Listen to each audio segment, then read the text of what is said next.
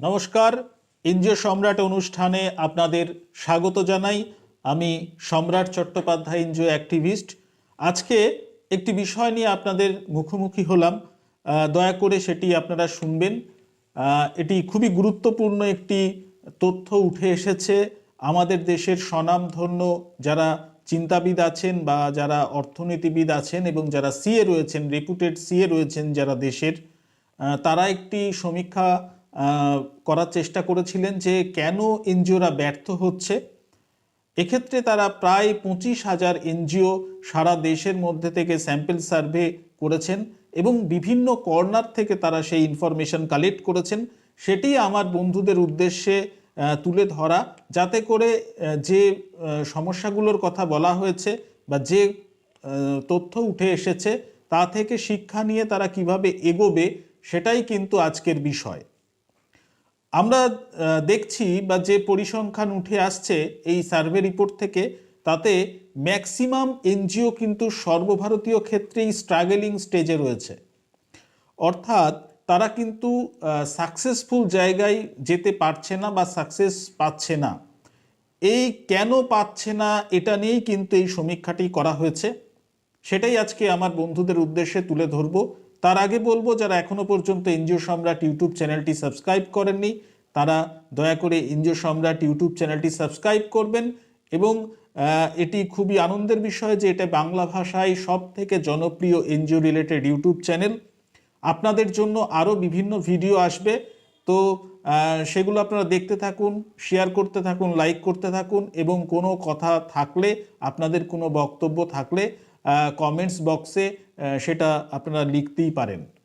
আমি চেষ্টা করব সাধ্যমতো উত্তর দিতে। যাই হোক, প্রথম যে কথাটি বলা হয়েছে, আজকের ঘটনায় আসছি, প্রথম যে কথাটি বলা হয়েছে সেটা হচ্ছে এনজিও সম্পর্কিত জ্ঞানের অভাব। দেখা গেছে এনজিও সম্পর্কিত জ্ঞানের অভাব রয়েছে যারা এনজিও পরিচালনা করার জন্য এসেছেন বা আসছেন তাদের। অনেকেই হয়তো শুনেছেন যে কোথা থেকে ভালো কাজ করা যায় বা এনজিও থেকে ভালো কাজ করা যায়, এরকম শুনেছেন কারোর কোনো ব্যক্তির কাছ থেকে, বা অনেকে শুনেছেন হয়তো কোনো রোজগার হয় এনজিও করলে, বা অনেকে শুনেছেন কোনো ইউটিউব চ্যানেল দেখেছেন, সেখান থেকে কোনো শিক্ষা নিয়েছেন বা কোনো ইনফরমেশন পেয়েছেন যে এনজিওটা করা যায়, কিন্তু নিজস্ব ধারণা কিন্তু গড়ে ওঠেনি এর ফলে।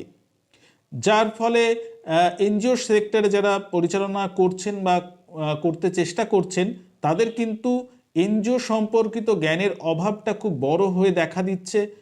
না তারা কোনো ভালো অ্যাক্ট সম্পর্কে জানছেন বা আদার্স যেগুলো কমপ্লায়েন্স রয়েছে সেই সম্পর্কে কোনো জ্ঞান অর্জন করেছেন, এরকম প্রবলেম কিন্তু রয়েছে। তো সেটাই কিন্তু প্রধান কারণ হিসেবে উঠে এসেছে এনজিও সম্পর্কিত জ্ঞানের অভাব। তারপরে যেটা রয়েছে সেটা হচ্ছে কর্মসূচি ঠিক করতে না পারা।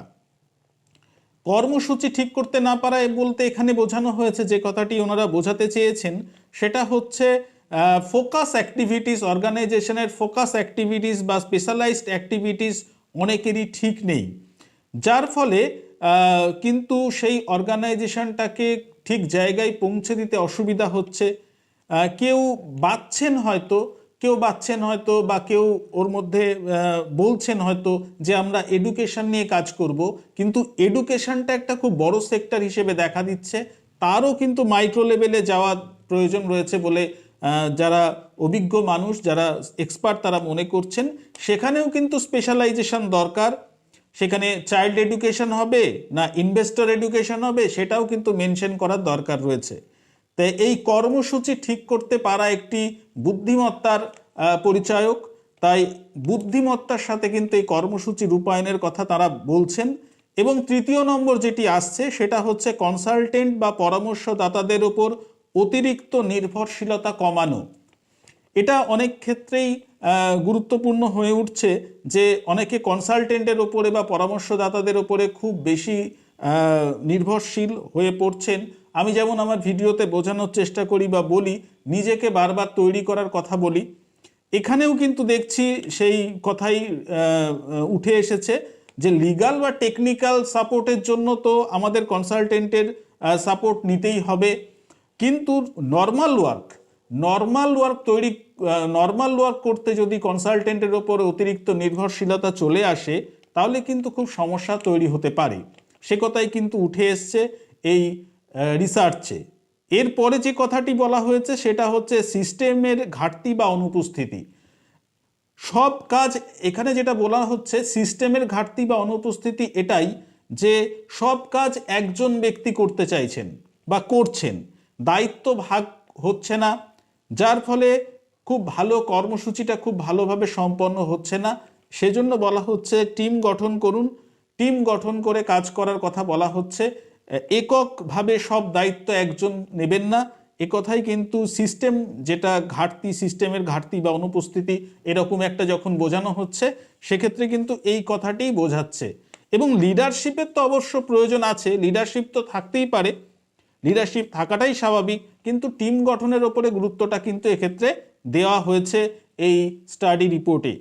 এরপরে যেটা আসছে, যেটা হয়তো সবাই অপেক্ষা করছেন যে এই কথাটা আমি কেন বলছি না বা এই কথাটা এখনো পর্যন্ত কেন এলো না, সেটাই বলবো। সেটা হচ্ছে ফান্ডিংয়ের ঘাটতি। হ্যাঁ, ফান্ডিংয়ের ঘাটতি এটা একটা খুব গুরুত্বপূর্ণ অধ্যায় আমাদের, যারা আমরা এনজিও পরিচালনা করি। কারণ ফান্ডিং যদি ঠিকঠাক না থাকে তাহলে কিন্তু আমরা কিন্তু এনজিও পরিচালনা করতে পারবো না। কোনো কাজই যেমন করতে পারি না আমরা ফান্ডিংয়ের অভাবে, তেমন এনজিও পরিচালনাও কিন্তু ফান্ডিংয়ের অভাবে হবে না। সে তথ্যও কিন্তু এখানে উঠে এসছে।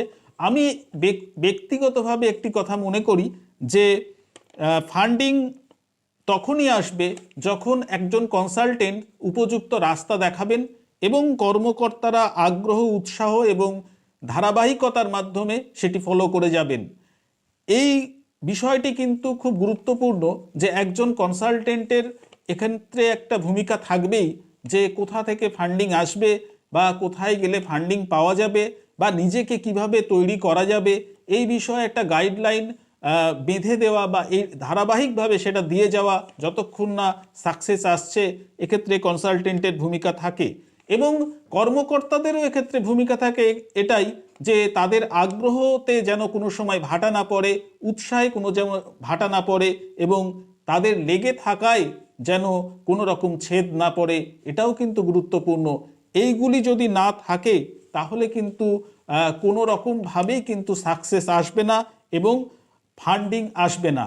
আমি আমার ইউটিউব চ্যানেল, আমার ফেসবুক পেজ বা আমার হোয়াটসঅ্যাপ গ্রুপের মাধ্যমে আমার কাছে যারা পরিষেবা নেন তাদেরকে আমি বিভিন্ন ইনফরমেশান শেয়ার করে থাকি এবং আমি বলি যে ফান্ডিং আনতে গেলেও কিন্তু একটি ফান্ডিংয়ের দরকার।